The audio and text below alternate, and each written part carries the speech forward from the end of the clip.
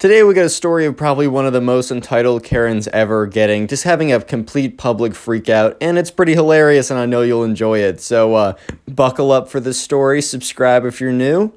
And let's call the subscriber who submitted this story, let's call her Emily. So this all happened when Emily and her parents moved into a new neighborhood. So the new neighborhood wasn't actually that far away from where they used to live, but there was, for some reason, Emily's family decided that they either had to or wanted to. Either way, they moved to a new neighborhood. It wasn't super far away from where they used to live, so Emily didn't really necessarily need to find a whole new friend group. She could very easily stay in touch, as before they used to be neighbors and now they're a 20-minute drive. So not a huge deal. But anyways, right, with a new house comes new neighbors, right? And there was a neighbor next door who was the Karen, but we'll be getting to her pretty shortly. So anyways, Emily moves in and, they have the moving truck and, the mom and the dad and Emily are moving boxes into the house. And they notice that next door, there's a woman on her porch just looking over with her hands on her hips and a very kind of like, where's the manager type movement. I mean, you'll see in a second. Maybe she was super nice, but she really wasn't. And she was just watching them the whole time. I mean, I understand, like, you're interested in, like, your new neighbors coming over, but maybe watch them a little bit more secretly if you're just going to watch them. And if you're going to be so blatant about it, maybe go over and just introduce yourself. And, I mean, she was kind of older, so I get that she wasn't offering to help because maybe she couldn't. But just, like, say hello. I don't know. If you're just going to be like staring at them creepily, or not even, it wasn't even creepily staring. It was just like intensely staring. If you're going to be doing that, at least go over and introduce yourself, for the love of God, please. But anyway, so Emily's noticing this and is like, kind of looks over to her mom and says, oh, she looks fun. And her mom's like, Emily, like, come on now. We have to be nice to our new neighbors. And maybe she's this shy. Turns out she was not shy, but you'll see this in a second. So anyways, Emily decides that, about a week after they've moved in, the Karen next door has not introduced herself yet, but Emily is just kind of like standing outside. I don't know what she's doing. Maybe she just got out of her car. Maybe she's just looking around. Maybe she's, I don't know, tending to the garden outside. For some reason, Emily is outside of the house. That's all you need to know. And sure enough, after about a week, the Karen, she looks over and she sees movement kind of like in her peripheral, and she looks over, and sure enough, the Karen is kind of like waddling towards her, and Emily kind of like puts on a smile, has no like preconceptions of this woman besides like, oh, she was a little weird, like staring in or whatever, but just assumes that, she's probably going to be nice because she's walking over. And so the woman walks over and she's like, hello. And Emily's like, hi, like, we just moved in. It's nice to meet you. And the Karen's like, sure, whatever.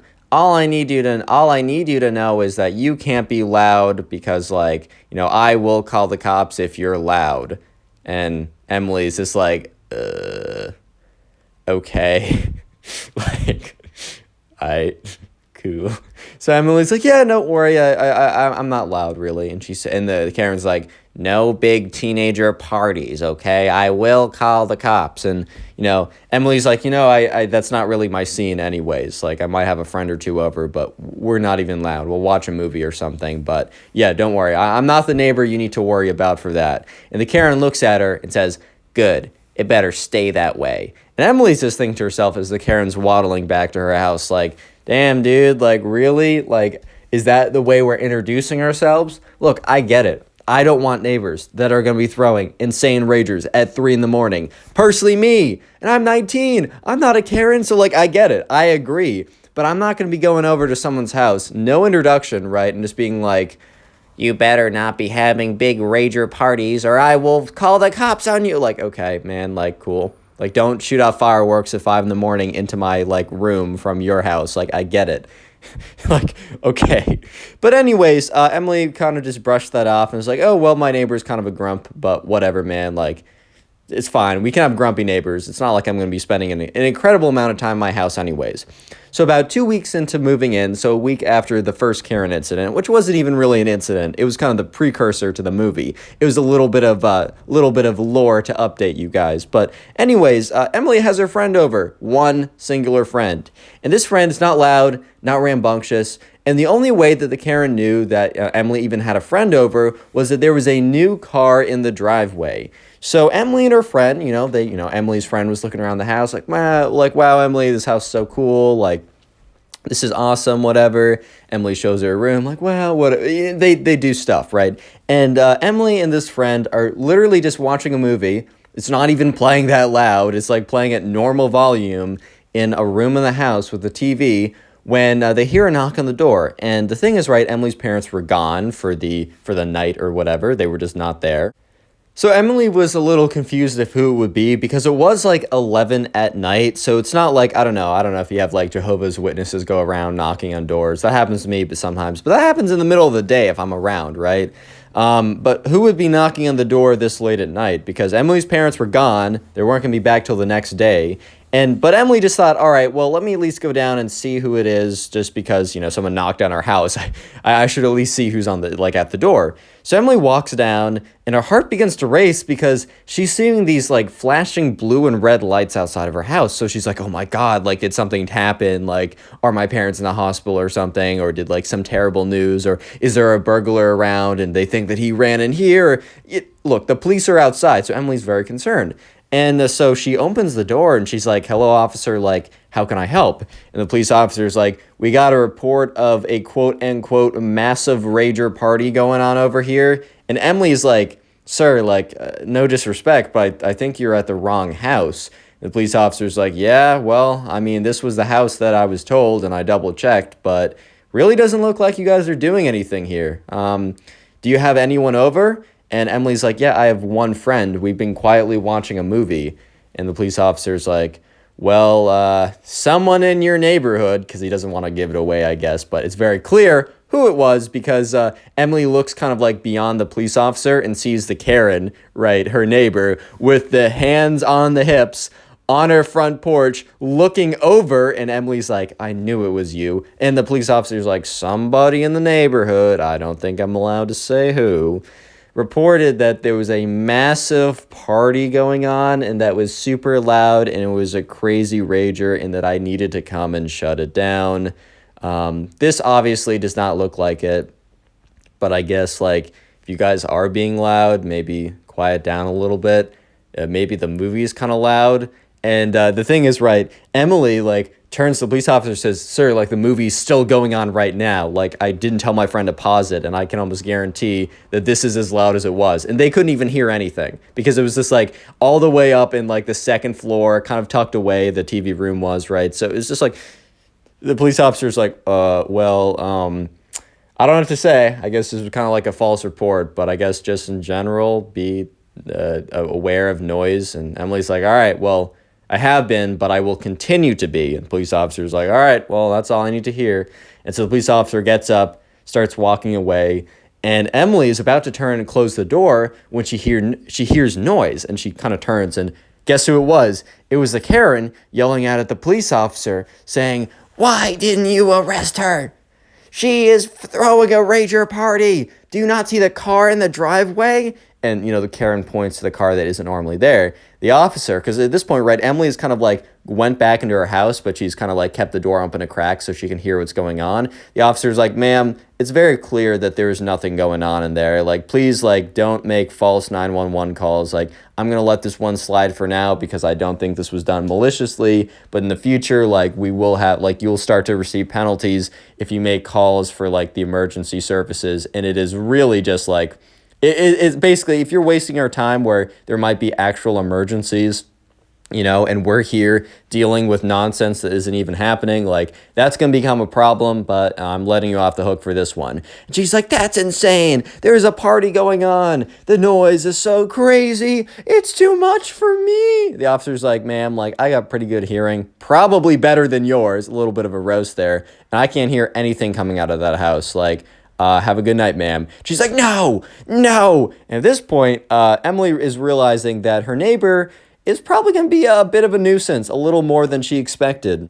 So Emily walks back upstairs, and sure enough, her friend is still watching the movie because she was told just to, like, keep watching the movie. And the friend's like, oh, who was it? So Emily sits down and explains to the friend, like, what happened. She's like, dude, that's insane. We've been so quiet. Like, we've literally made no noise. And Emily's like, yeah, that's probably what the police officer was, like, saying that, like, the Karen was basically made a false call because he came in and he realized that there was no correct call, right?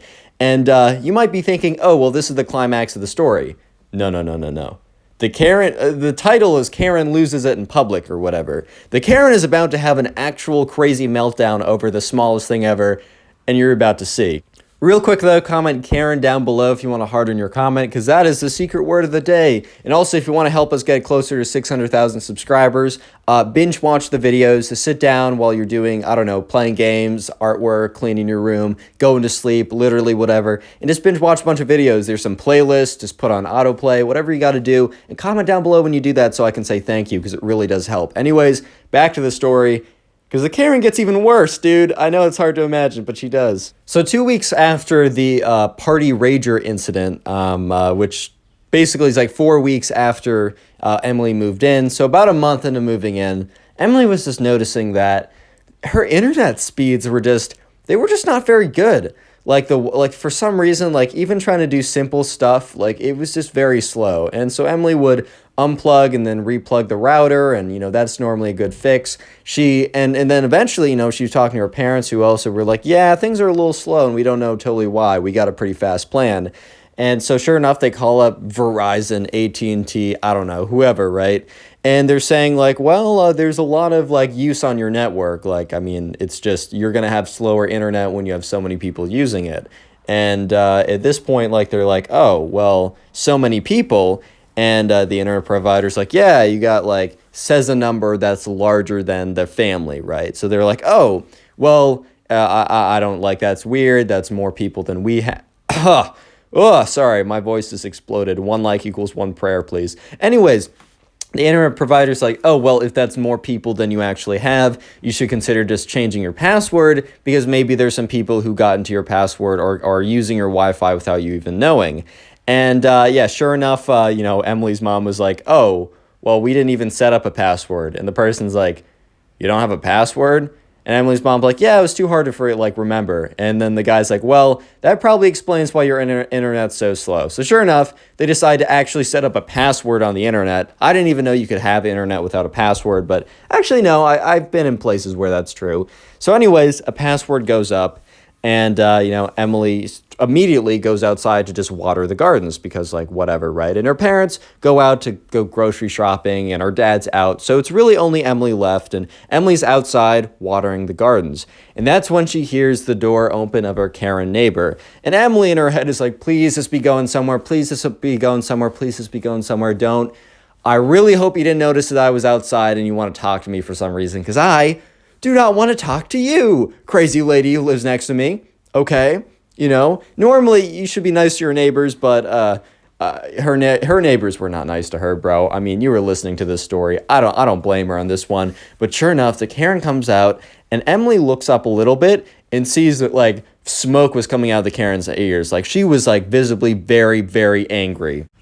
So the Karen is like, walks out, bump, bump, bump, bump, bump, kind of thuds out there, and is like, you're behind this. And Emily's just so taken off guard. She's like, behind what? And she's like, you know what you did. You know what you did. And Emily's like, ma'am, please. You got to communicate with words. Like, no more huffing and puffing. No more, like, bumbling. What? Why? What?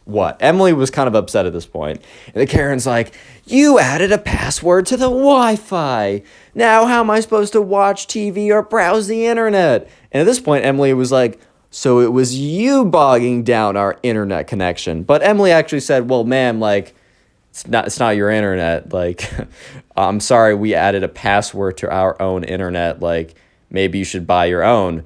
And she's like, that's ridiculous. The fact that I have to deal with you and your rager parties and the worthless police won't even come and shut them down. The only thing that was keeping me from suing you guys was the payment of your internet, and now you stole that from me. And at this point, right, Emily's like, whoa. First of all, 1,000 things wrong with that statement. First, I don't throw rager parties. Second of all, sue us for literally what? Third of all, the police came and decided that, noticed that there was nothing wrong and that you were calling them and wasting their time. Fourth of all, payment and Wi-Fi. And then fifth of all, I personally stole my Wi-Fi from you, who was stealing it from, like, bro, Come on now. And the Karen is like still super angry. And because Emily just, that's what she was thinking. She didn't actually say out loud, like, you're an idiot or anything. She's like, well, ma'am, like, you should just buy your, like, we added a password to protect our Wi-Fi. It's dangerous not to do that, especially with personal networks.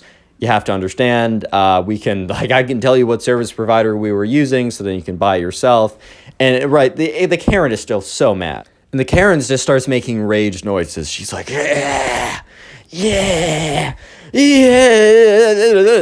And Emily's like, ma'am, are you okay? Do you need like 911 emergency services to come and help you? And the Karen's like, no, you need 911 emergency services because you suck. And Emily's like, what? That doesn't even make sense. And the Karen's like, this is the last straw. This is the last straw. This is the straw that broke the camel's back, and you will suffer the consequences of doing so. Emily's like, suffer the consequences of putting a password on my Wi-Fi. And she's like, that plus all the ragers. And she's like, that one time I had a friend over to watch a movie, which you couldn't even hear. Yes, and other things. Other things such as, shut up and listen to me. Emily's like, okay. And the Karen's just like, you messed up now. You messed up now. And Emily's kind of just thinking to herself, like, what? And Emily says, ma'am, like, I don't think there's anything left in this conversation. So the Karen doesn't, okay, I was about to say she sprints inside, but she power waddles inside, let's be real. And then, so she's power waddle. She's power waddling inside. And Emily's like, oh, well, I guess she just rage quit IRL. I'll just go back to watering my plants. So Emily goes back to watering the plants. And that's when, 20 minutes later, she hears police sirens. And she's just thinking to herself, you got to be kidding me. Like, there's no way. And the Karen power waddles out of the house and is like, there she is. There she is, officer. This woman is attacking me. And the officers are like, okay. Like, two of them walk out. And one of them was the one that showed up last time. So he was already very suspicious. And he's like, all right, well, what happened here? And Emily says, what do you mean? And the officer's like, we got a emergency call that you had to come here because there was like some kind of distress you were causing this woman. And we were called in.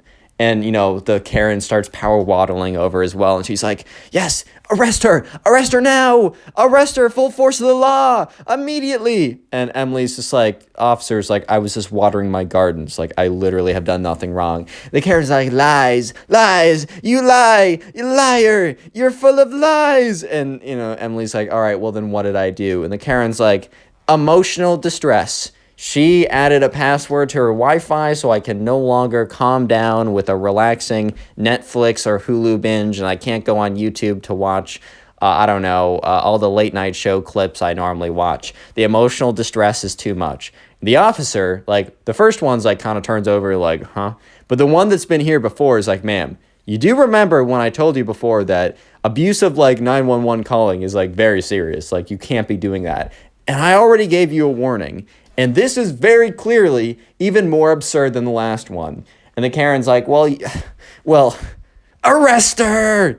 And Emily's just she's just chilling. She just like continues to water her garden. She's like, all right, officers, if you need anything else from me, let me know. And the officers were like, no, sorry for bothering you. And the Karen's like, what?